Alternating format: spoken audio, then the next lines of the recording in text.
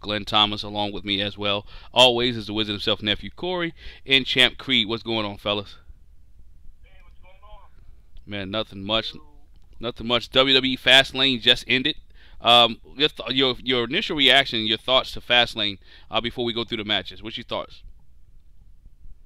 I mean, those good solid pay-per-views for the next big one. So, something to put on.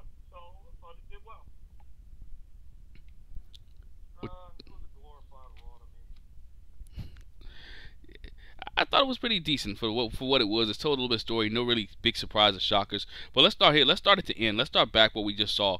We saw the Shield. The Shield took on Baron Corbin, Drew McIntyre, Bobby Lashley. To me, in this match, back and forth, you kind of knew the Shield was going to win. I saw a lot of physicality in this match, but I was really surprised that the announcers were really talking up Dean Ambrose leaving. I mean, to me, that's where like, okay, red flag. This is a work. I never heard them do that before. And Wizard, you would know. Had they ever done that before when somebody was actually leaving?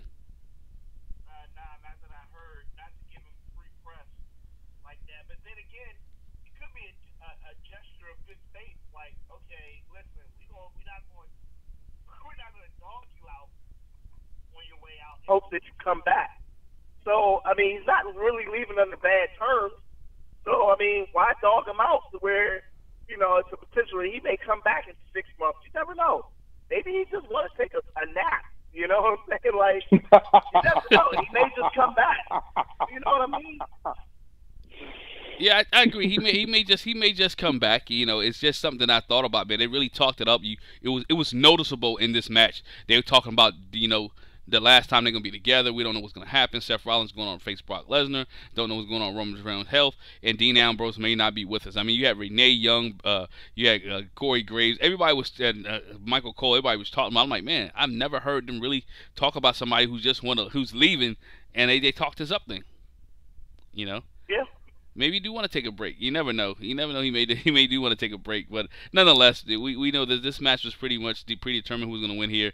You got the Shield. The Shield picking up the win here for the last time, maybe not. Depends on what you say. Depends on which way we go. We know that going into WrestleMania right now, only one of them that have a match is Seth Rollins. Where do you see Roman Reigns at WrestleMania? I don't. Who knows? Maybe somebody comes up. I mean, I guess maybe you had Lars Sullivan been up already. Maybe it could have been him. You never know, but. Yeah. Where is Lars? In all seriousness, I think he had some kind of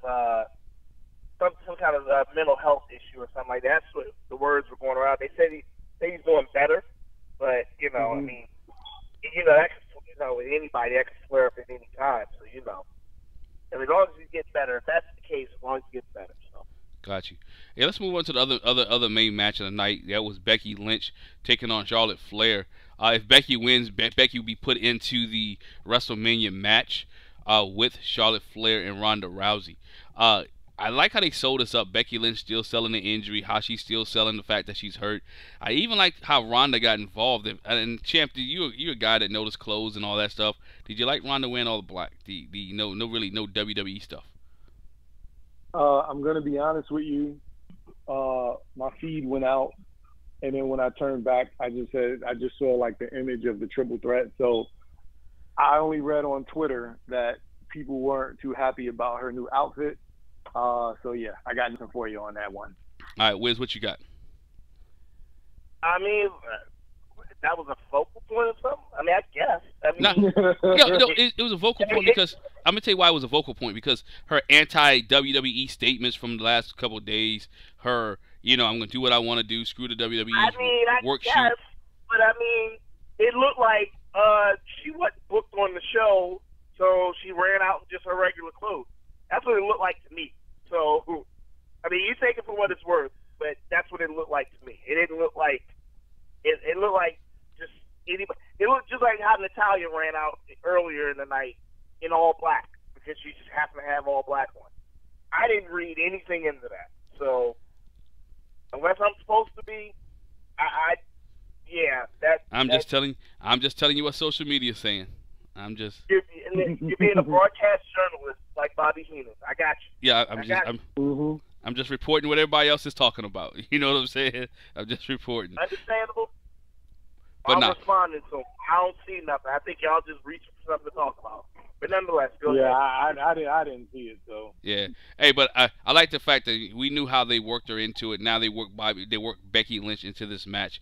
Everybody knew it was gonna be worked, and she was gonna be worked into this match anyway.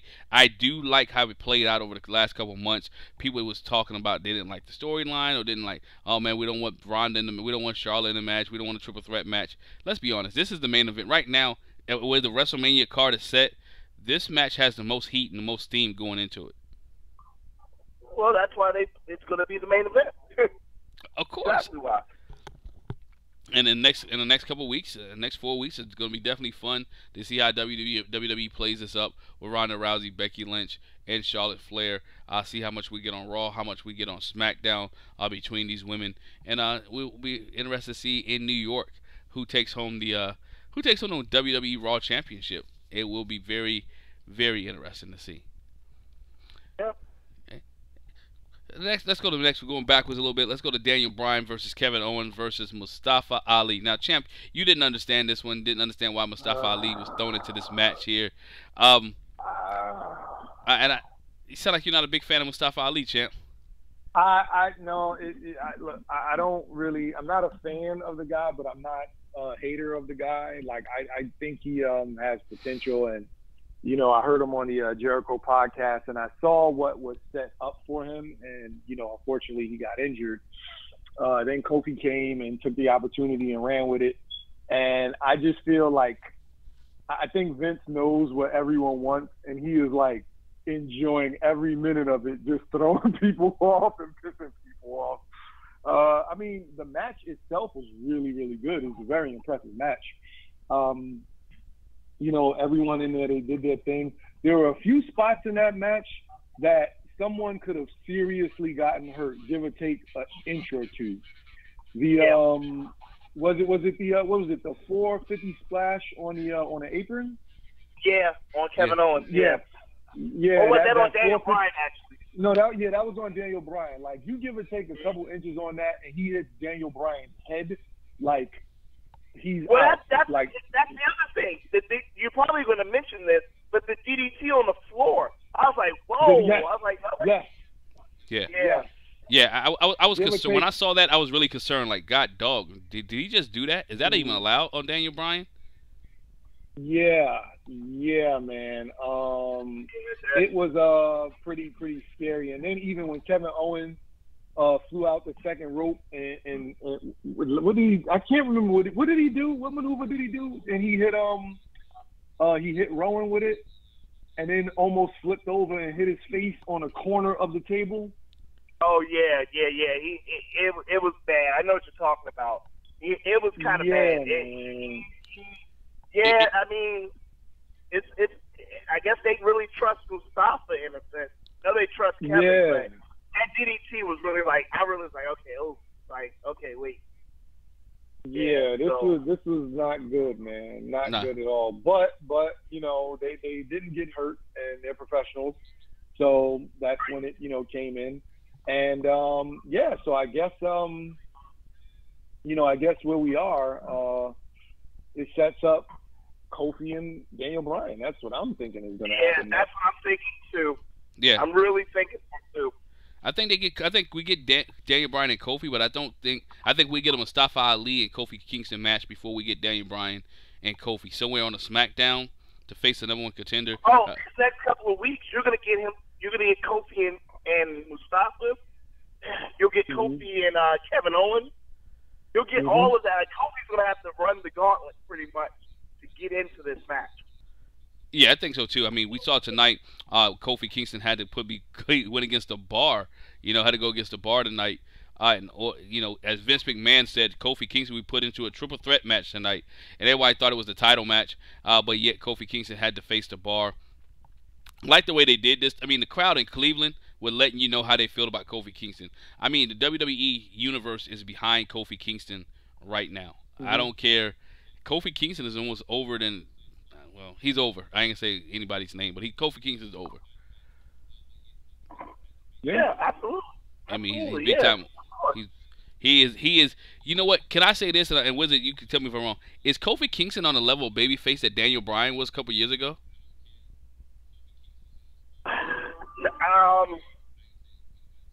I won't say that's a reach, and it's not a stretch.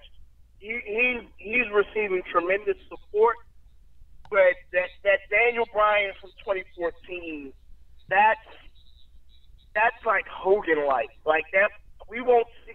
You don't see that too often.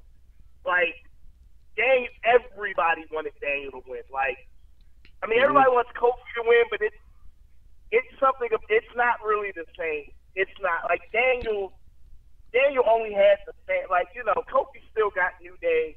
He still got something. Like Daniel, it was kind of like, man, like. Yeah, but I mean, the reason I say that because you look at tonight, Mustapha Ali got the I'm gonna call it the Rey Mysterio treatment when he came in at number 30 at the Royal Rumble. Yeah. I was thinking that exactly when I saw it. Like I was like, yeah, this is what this is.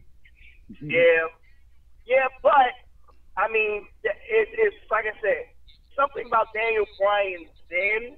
I think because of the talent he was dealing with, and that's not a knock to anybody that's dealing with the current storyline now. But Daniel Bryan had to go through Triple H, Batista, and Randy Orton to get the WWE Championship. On the run that he did, and in a sense, through Bray Wyatt, too, because that whole thing, you got to figure that was one of the best. I think it was because of the length of the storyline, too, which is why I say Kofi is not there to what Daniel Bryan was at that time, in the sense of that storyline literally went on from SummerSlam all the way to WrestleMania. You know what I mean? Yeah. Like, you know, that's September, October, November, December, January, February, March. That's like a good 7 to 8 months of his chase of the WWE Championship. So, as compared to Kofi, it's going to be 2 months. Kofi, I love him. He's getting all support. It's not the same, though. It's not. Gotcha. But I would tell you one thing: if Kofi Kingston gets in that match and he wins the WWE title in New York City, it's going to be crazy in that place. Yeah. And I would hate to be the match that follows that match. Be that way. Because I think, it's good. Yeah, I almost dare I say you'd have to do one of the tag titles. I mean, that sucks to not. You'd have to do a tag title match, one SmackDown or Raw. You'd have to do that after that. You can't follow that. No, you can't follow that. Especially if Kofi Kingston wins, you can't follow that. You definitely can't follow that at all. Let's move to the newsworthy story of the night, and that's Shane McMahon. You know, after the loss to the Usos, Shane McMahon attacks the Miz. To me, I thought this was gonna be the other way around. I thought the Miz. Everybody did. I thought the Miz was gonna turn on Shane McMahon, but it makes sense that Shane attacks the Miz in Cleveland and his home in front of his dad, in front of his friends. Your thoughts on this? I thought it was excellent.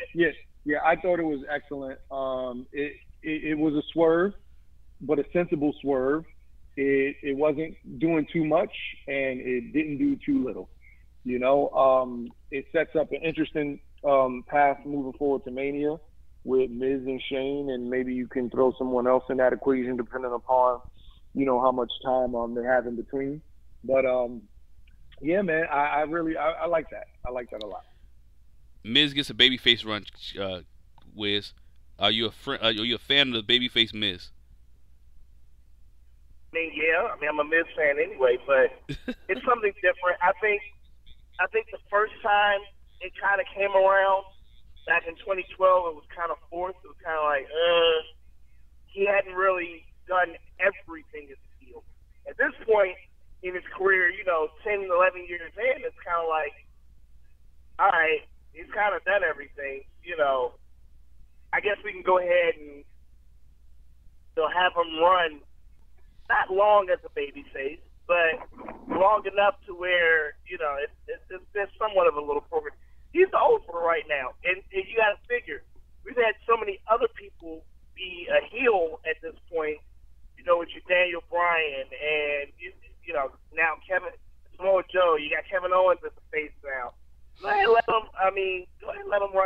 face for a little bit. I thought the turn was very well done because everybody did think that it was going to be Shane McMahon, Miz turning, yeah. But now, I mean, with that Shane McMahon move, everybody was like, whoa, like, nobody saw that coming. Nobody saw that coming. You knew the turn was coming.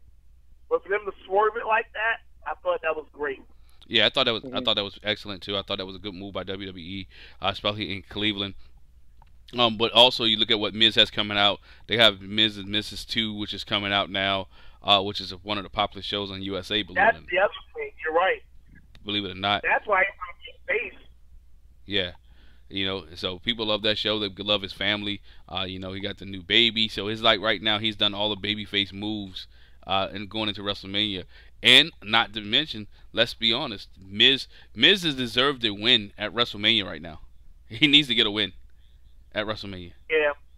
You figure he lost to Cena a couple years ago. Cena and Nikki Bella doing the whole proposal match and all that. So the Miz needs to win at WrestleMania. He took the L last year. Yeah. You know. Sure did. He definitely took the L last year. Hey, let's go here.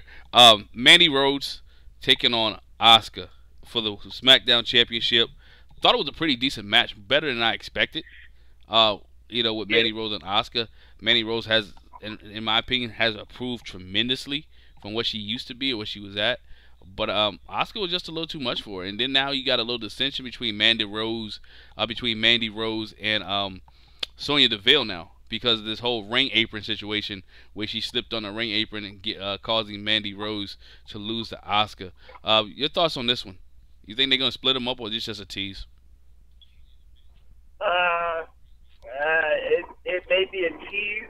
I mean, if they do break them up, I'd be a little shocked just because I would think you want to keep as many women's teams as possible together because of the women's tag titles.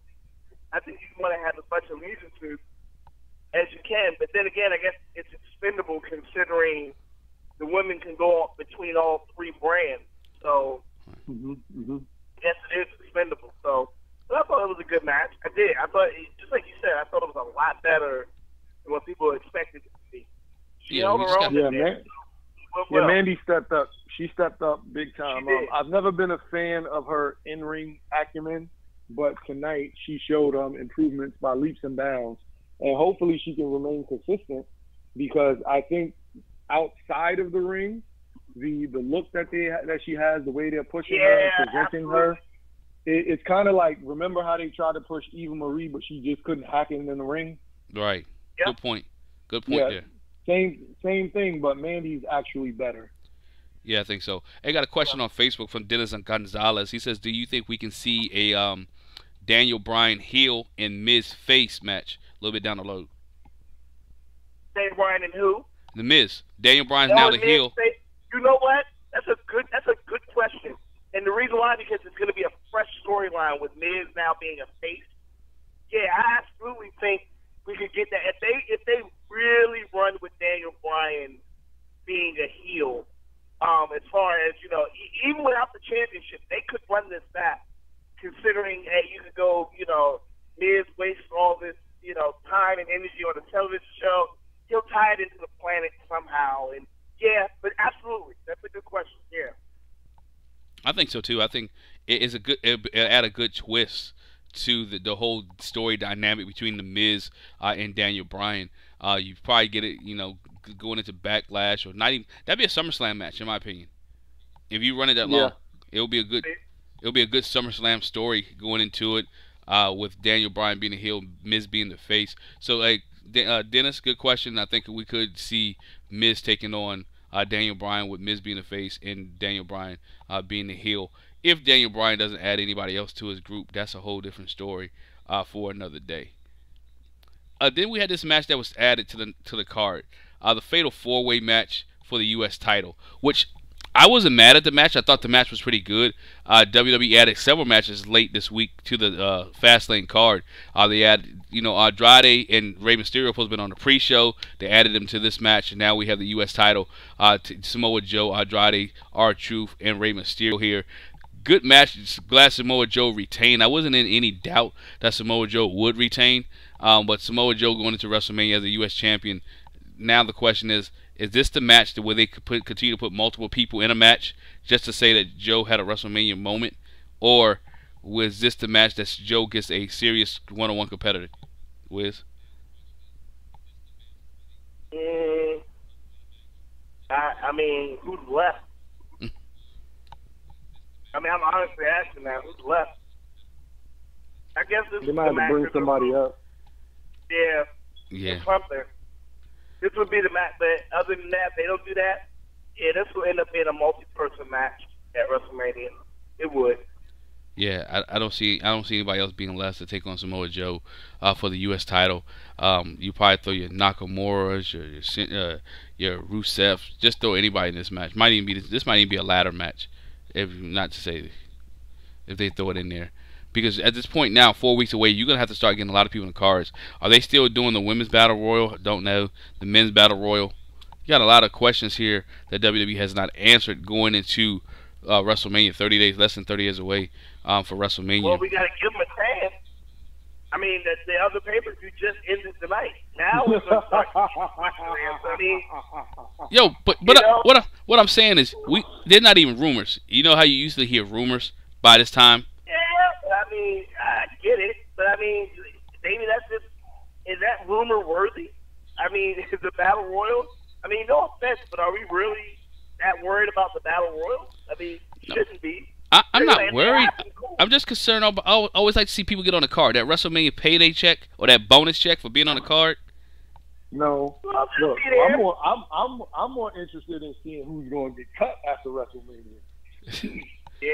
I'm telling you, they're not cutting anybody, man. They're scared for people to make that trip to AEW. I don't think there will be too many releases this year after WrestleMania. So does that mean does that mean we switch to guaranteed contracts now, or we just give them extensions? Like how does it work?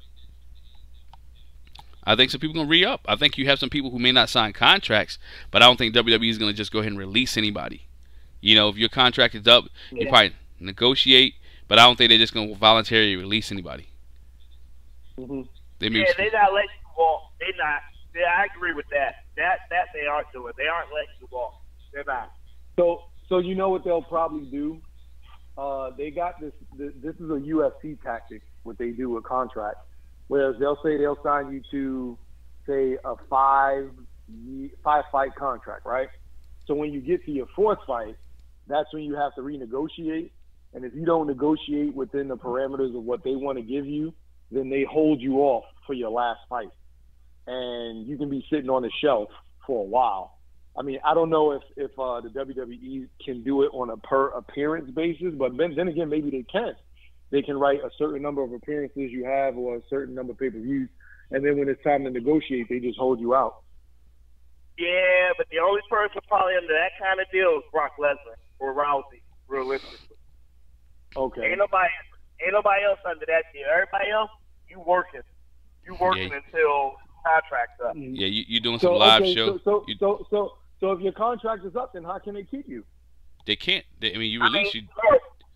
Yeah. You don't sign. But you just said nobody's getting released. But I mean, voluntarily released. So you just said it. There's a difference. There's a release from your contract, meaning that an early out, or you just work the duration of your contract. Yeah. Oh, there you go. Yeah, so it used to be. They just cut people. Like, okay. So you don't think they're going to do that anymore? No. Too much competition. Not unless you're really. Well, they just let Ty Dillinger go. So, yeah, but he asked for his though. Yeah, that's what I'm saying. That's what Keith is saying. Yeah, I mean, they're letting a few people. If they're really not doing anything with you, then they're probably going to let you out of your contract. Right. However, somebody like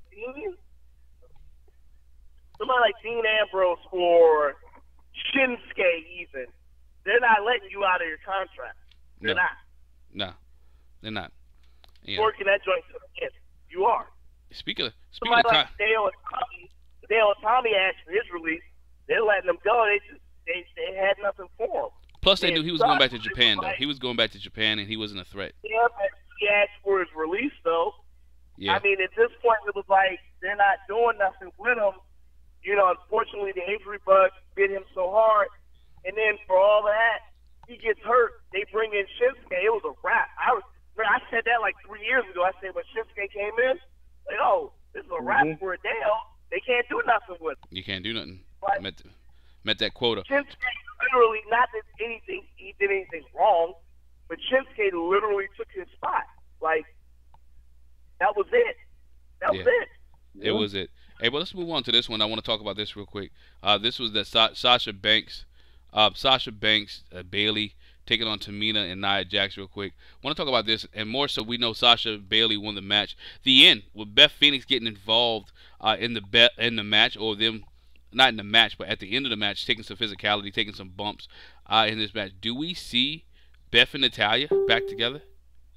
Yep, absolutely. I think, honestly, you get a four-way at WrestleMania. I think you get Tamina and Nia versus Sasha and Bailey versus Divas of Doom, Beth and Natalya versus the Bellas for the Tag Team Championship.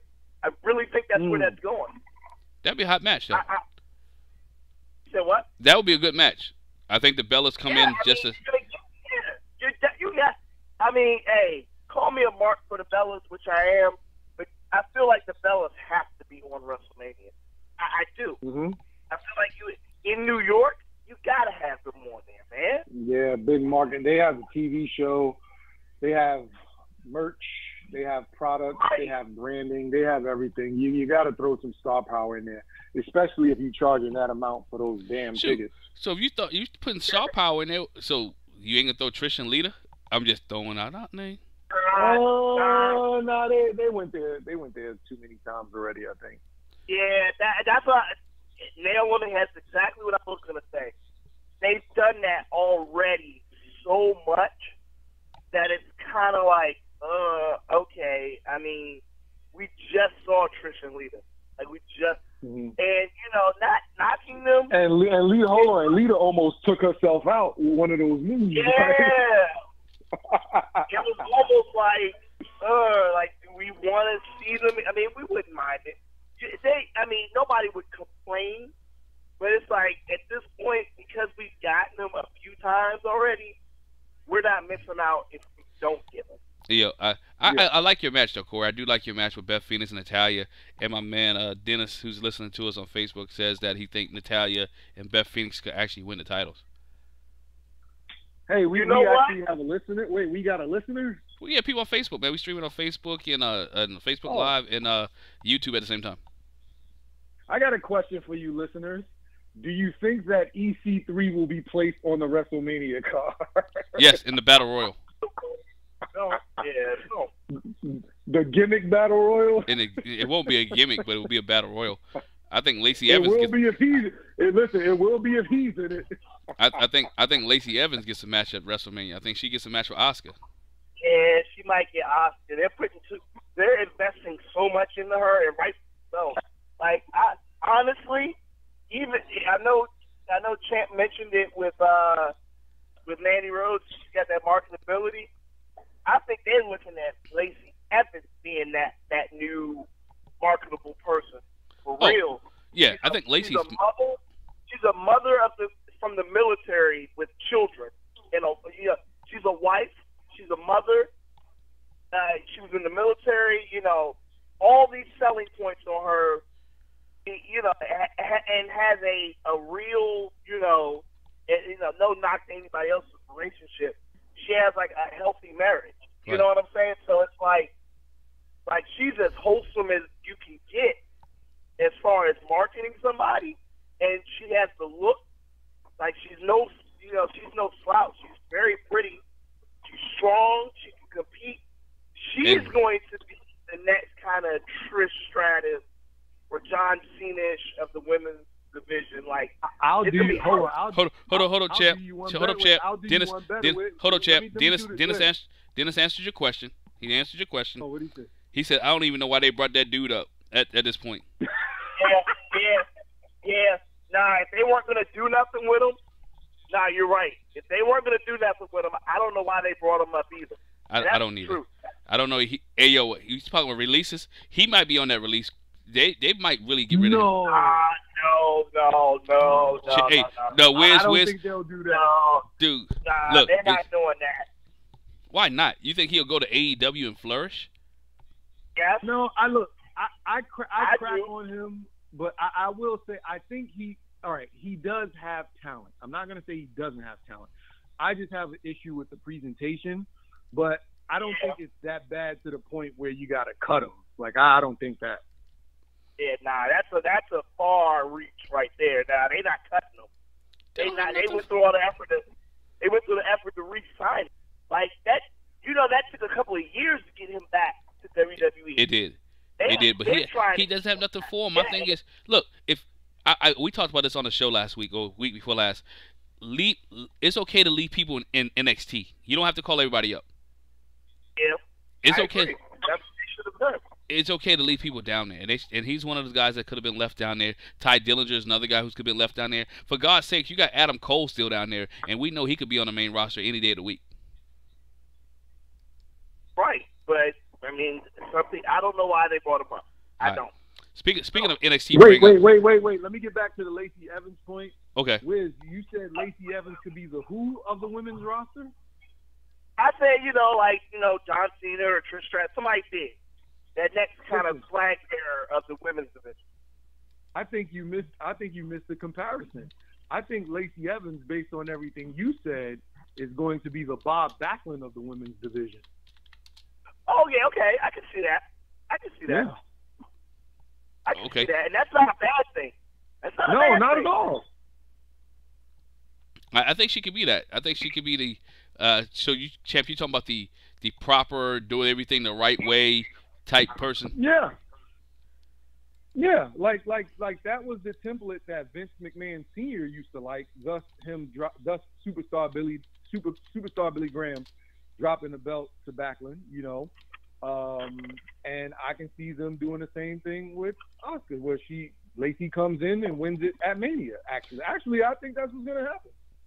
You think it's one of those quick matches? I don't think it's quick, but I think she debuts and wins the belt, which was something that I had brought up a couple weeks ago. When was the last time we had somebody debut on a big stage and win a belt? Yeah, I hear you. I can see it. I think I can see it. Lacey Evans is a looker. People like her. I can definitely see her getting that and moving. Yeah, we can see that. It could happen. It could definitely happen here. Like I said, pay-per-view, Fastlane pay-per-view. Thought it was good setup for what's getting ready to come. We also had one match here that we talked about. We talked about NXT call-ups. We had the Aleister Black, Ricochet taking on Chad Gable in the Revival. Wizard, you called it a couple weeks ago. The Revival was going to get the win here. They've been losing so much. They finally get the win. Yeah, absolutely. Mm-hmm. And he thought it was a good match. Thought it was a good setup here for the Revival. I think be interested to see where they go for WrestleMania. Be interested to see. Question for you: where's AOP at? Sadly, Revival. They'll be in the Battle Royal. They're going to be in the Battle Royal. So every they make the card. Oh wow! Unless no. The only way. Here's what you can do, in which there's a way around it. Here's what you can do in a storyline sense. You have Aleister Black and Ricochet win the Dusty Rhodes Classic in NXT, but instead of them cashing in their tag team championship match that you get for winning the tournament, you get a championship match. But instead of them doing it for the NXT championship, they do it for the Raw championships and win it at WrestleMania. I could see that if they want to put a swerve on it. I can see that. But I think with all the hoopla behind the Revival, with the whole AEW stuff, with the them winning the tag team titles, to me, I like to see them have a long run with it. I would too. Think about it. They should have had a run a long time ago, but because the injury bug hit them, so let them have a run now, rebuild the tag team division. Right now, if you look at the WWE tag division, it is kind of slowly developing with teams that you actually like. Not saying that people didn't like the B team, they didn't like the Ascension, but these teams are actually teams that you can really invest time in. Even Chad Gable and Bobby Roode, they've grown on me. Okay. You know, they have grown on me. So you know, a lot of people say, "Oh, that sucks. Bobby Roode should do this." This is one of the better things Bobby Roode has done since he's been on the Raw brand. Yeah. Let's be honest. Bobby Roode and Jinder Mahal are casualties of jumping from SmackDown to Monday Night Raw. Yeah. Yeah. And at least they're finding something. I think they did that more so, not necessarily for Bobby. They did that more so as a favor to Gable, because Gable just got a bad rap all the way around in the sense of, you know, they switch him from SmackDown to Raw, and, you know, his old partner is on Raw, and he'll never be able to team with him. I mean, Jason Jordan's hurt. Now, that would be something I'd take. I would love for if Jason ever got cleared, they put American Alpha back together, but that's a slim chance, unfortunately. You know, that was one of the biggest pops I ever heard when we was at WrestleMania and they won NXT TakeOver and when they won the titles. Oh, yeah. Them in the Revival, that was huge. Yeah, that was huge. I remember that night. That was one of the hugest pops ever that I've heard, being in an arena when American Alpha won. That was built up good. NXT crowd, it was great. It was a great moment, great thoughts. Hey, closing thoughts here on Fastlane before we wrap this thing up. Champ, closing thoughts on Fastlane. What you close? I'm just looking forward to see what they're going to do with Braun Strowman now. I am too. Yeah. That's a good point. He might win. He may win the Battle Royal. But it's a shame. Look at where he was, and now he's going to be on the Battle Royal. But I mean, look where he was at last year. He brought a 10-year-old kid in a match and won the tag team titles. Right. He really has not ever had a WrestleMania moment. Well, I guess you would call that a WrestleMania moment. He did last year. But do you call that a moment where you win the tag team title with a 10-year-old kid? Yes. Are you talking about it right now? Yeah, I guess I am. It was a bad moment. I guess I am talking about it. Yeah, Braun Strowman. See where they go with him. You know, like there's a lot of pieces to this puzzle they need to do in the next 4 weeks. Wizard, closing thoughts on Fastlane, and what are you looking for Monday Night Raw? We're officially. There's nothing else left between now and WrestleMania in the sense of, you know, any other pay-per-views or anything like that. There's nothing left. So that's what I'm looking forward to. Everything getting booked for WrestleMania. Me too. I'm looking for that. WrestleMania, looking for WrestleMania, looking for who it will be the next inductee into the WWE Hall of Fame, because we still have not got the African American contingent yet. Okay. You know, I'm interested to see who it is. Just curious, just curious to see who goes in, because I think you're running short on people in that area. Yep. Well, folks, I gotta go. All right, ladies and gentlemen, thanks for joining us here on our Fastlane review show. Make sure you hit the subscribe button if you're watching us on YouTube. Make sure you hit that bell notification so you won't miss any of our updates, any of our shows. Thanks for watching us on Facebook Live. Check us out. Leave us a thumbs up. Also, share it. Once again, as you see on the bottom screen, WME Podcast on Twitter as well as Instagram. Go ahead and subscribe and follow us. And see you again on tomorrow night as we do our Raw Reaction show. Good night, ladies and gentlemen. Good night.